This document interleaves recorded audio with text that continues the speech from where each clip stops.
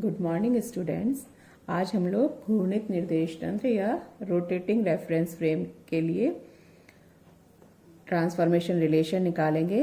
हमारा जो मेथड है वो ठीक वैसा ही होगा जैसा कि हमने फर्स्ट यूनिट में किया था कि हम दो कार्तीय निर्देश तंत्र लेंगे और उनके बीच स्थिति, वेग, त्वरण और बल के लिए रूपांतरण समीकरण ज्ञात करेंगे। तो उसी तरह से हम स्टार्ट करते हैं घूर्णित निर्देश तंत्र या रोटेटिंग रेफरेंस फ्रेम। तो यानी ये हमने एक निर्देश तंत्र लिया है, एस मान लीजिए, उसको नाम दे देते हैं एक्स, वाई और जेड। ये उसके तीन एक्सिस हैं जो एक दूसरे पे 90 डिग्री के कोण पर झुके हुए हैं। और दूसरा जो निर्देश तंत्र है वो इस निर्देश तंत्र के सापेक्ष घूर्णन कर रहा है। तो ये दोनों के ही ये मूल बिंदु हैं और किसी समय पर मान लीजिए दूसरे निर्देश तंत्र के जो कोऑर्डिनेट हैं वो इस तरीके से हैं।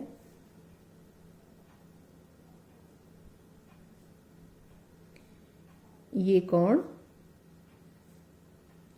थीटा है, लेकिन ये समय के साथ परिवर्तनीय नहीं है, समय के साथ परिवर्तित होता रहेगा। जैसे पहले यहाँ था, कहीं पहले संपाती थे। प्रारंभिक समय पर हम ये मानकर चल रहे हैं कि प्रारंभिक समय जो कि t=0 पर दोनों निर्देश तंत्र कोइंसाइड कर रहे थे, संपाती थे।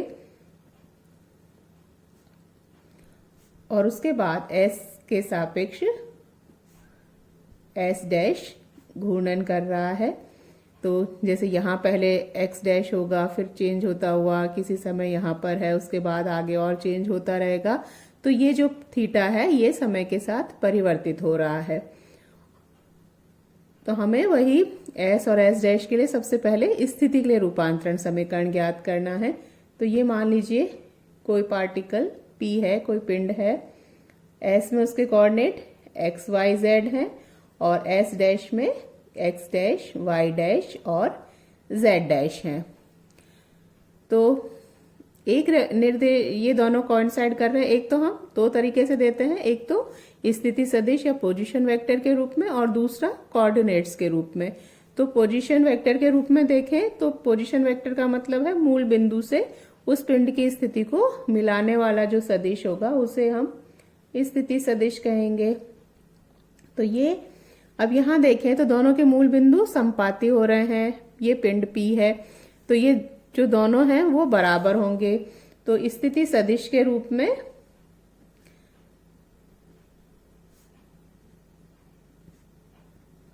अगर हम S के लिए R कहें और S डैश में उसको R डैश कहें, तो जैसा कि स्पष्ट है चित्र से कि R R डैश, R है वो OP है और R डैश है वो O डैश P, यानी S डैश का जो प्रेक्षक है उसके द्वारा जो स्थिति सदिश है और OP S के प्रेक्षक के सापेक्ष। तो R R डैश, यानी ये दोनों बराबर होंगे स्थिति सदिश के रूप में। लेकिन कोऑर्डिनेट के रूप में देखें तो ये किस तरह से प्राप्त होंगे, वो अलग अलग प्राप्त होंगे, वो अभी हम करेंगे। एक और कि ये थीटा जो है वो समय के सापेक्ष, समय के साथ परिवर्तित हो रहा है। तो माना s के सापेक्ष s डैश कोणीय वेग ओमेगा से घूर्णन कर रहा है। अब कोणीय वेग का क्या मतलब होता है? जैसे रेखीय वेग होता है, रेखीय वेग हम कैसे डिफाइन करते हैं, उसको हम v से रिप्रेजेंट करते हैं और v हो जाता है dr/dt, यानी विस्थापन, रेखीय विस्थापन में परिवर्तन की दर या एकांक समयांतराल में हुआ विस्थापन, वो उसका वेग कहलाता है, रेखीय वेग। इसी तरह से हम कोणीय वेग, जब घूर्णन हो रहा होगा तब ये कोण जो है वो लगातार समय के सापेक्ष परिवर्तित होता रहेगा। तो कोणीय वेग ओमेगा को हम लिख सकते हैं D theta upon D T, या एकांक समय अंतराल में जो उसके कोणीय विस्थापन होगा वो उसका कोणीय वेग के बराबर होगा। तो omega is equal to D theta upon D T. अब इसके x के आई कैप मान लीजिए यूनिट वेक्टर, एकांक सदिश y की दिशा में j कैप और z की दिशा में k कैप है। इसी तरह से जब यहाँ थीटा कोण बन रहा है उस समय I डैश, ये J डैश और K डैश है। एक और कॉन्सेप्ट जो हम लगाएंगे कि निर्देश तंत्र में का जो प्रेक्षक है उसके लिए वो निर्देश तंत्र हमेशा ही स्थिर दिखाई देता है। जैसे O के लिए S निर्देश तंत्र है वो हमेशा स्थिर होगा, इसी तरह O डैश को भी S डैश निर्देश तंत्र घूर्णन करता हुआ नहीं दिखाई देगा, क्योंकि जिस तरह से ये घूर्णन करेगा उतना ही O डैश है वो घूर्णन कर जाता है। जैसे हम पृथ्वी पर स्थित हैं, पृथ्वी भी घूर्णन करती है लेकिन हमें वो प्रतीत नहीं होता। हमारे लिए पृथ्वी है वो स्टेशनरी होती है, स्थिर अवस्था में होती है, क्योंकि हम पृथ्वी पर ही स्थित हैं। इसी तरह O डैश का प्रेक्षक है उसके लिए S डैश है वो तो स्थिर दिखाई देगा, लेकिन S है वो घूर्णन करता हुआ दिखाई देगा और उसके जो दिशा होगी वो उसके घूर्णन की विपरीत दिशा होगी। इसी तरह से S के प्रेक्षक के लिए S स्थिर होगा और S डैश है वो घूर्णन कर रहा होगा। तो ये जो स्थिति है या वेग है या ये जो घूर्णन हो रहा है ये सब है, ये एक सापेक्षिक टर्म है। हमें बताना पड़ता है कि किसके सापेक्ष बात कर रहे हैं। तो O के सापेक्ष S स्थिर, S डैश है वो ओमेगा कोणीय वेग से गति कर रहा है। S डैश के प्रेक्षक O डैश के सापेक्ष देखें तो S डैश है वो स्थिर होगा और S माइनस ओमेगा कोणीय वेग से गति करता हुआ दिखाई देगा। तो इस समय पर जबकि थीटा कोण बना रहा है x के सापेक्ष x डैश, y के सापेक्ष y डैश और z के सापेक्ष z डैश, उस स्थिति में हम देखें तो S निर्देश तंत्र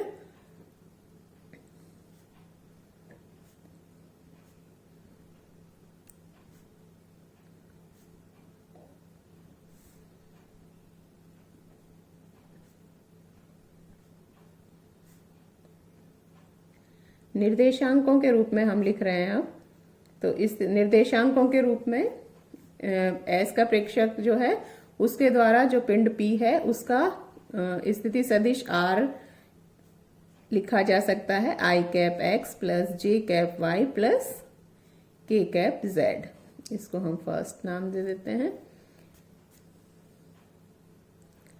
इसी तरह से S डैश के प्रेक्षक के द्वारा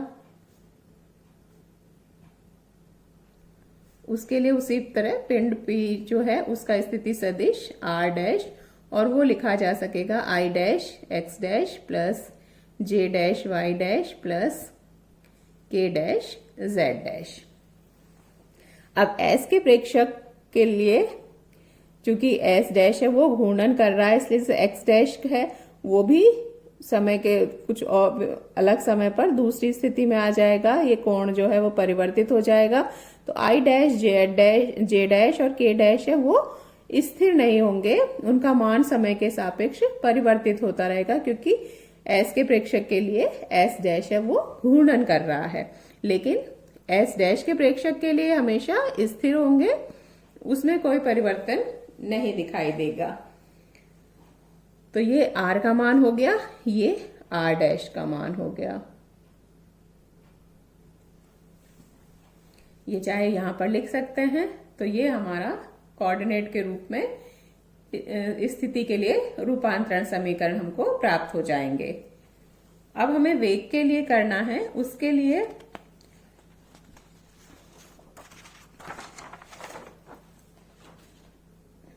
तो ये हमने निकाले हैं। अब वेग करना है तो पिंड P का S के प्रेक्षक द्वारा नापा गया वेग कितना वेलोसिटी नापेगा। अगर वो पिंड P गति कर रहा है तो उसके वही कोऑर्डिनेट चेंज होंगे, तो हम उसको S में है उसको V से रिप्रेजेंट कर रहे हैं। तो V इज इक्वल टू होगा D R upon D T या D upon D T. R की वैल्यू है I cap X plus J cap Y plus K cap Z, या वी इज इक्वल टू वही I cap J cap K cap है वो समय के साथ परिवर्तित नहीं होंगे, इसलिए उनका D I cap upon D T, इसी तरह D J cap upon D T और डी के जेड डी के कैप अपॉन डी टी है वो 0 हो जाएगा। तो जो वैल्यू है वो आएगी I cap D X upon D T plus J cap D Y upon D T plus K cap D Z upon D T. इसी तरह से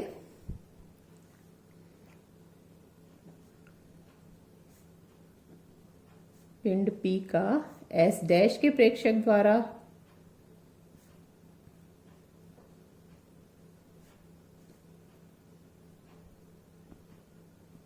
वेग देखें तो वो क्या होगा, उसको हम वही S डैश का है तो हम V डैश से रिप्रेजेंट कर रहे हैं, तो V डैश भी हो जाएगा D R dash upon D T या D upon D T R dash I dash X plus J dash Y plus K dash Z, या V dash equals to I dash D X upon X dash Y dash और Z dash, D X dash upon D T plus J cap D Y dash upon D T